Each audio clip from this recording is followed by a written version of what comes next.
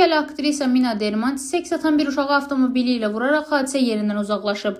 Bölgə TV Qafqaz Infoya istinadən xəbər verir ki, bununla bağlı görüntülər Türkiyənin bəzi xəbər səhifələrində paylaşılıb. Hadisə dünən axşam saatlarında İstanbulun Bebek rayonunda baş verib.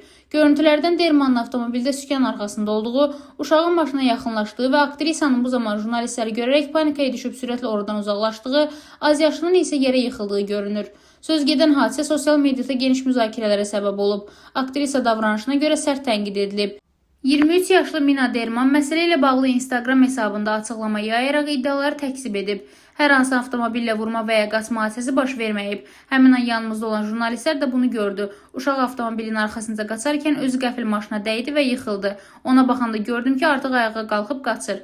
Qeyd edək ki, Mina Derman hazırda Sahibsizlər serialında Melis obrazını canlandırır. Rəna Rövşən qızı, BTV. Mina Hanım. Mina Hanım.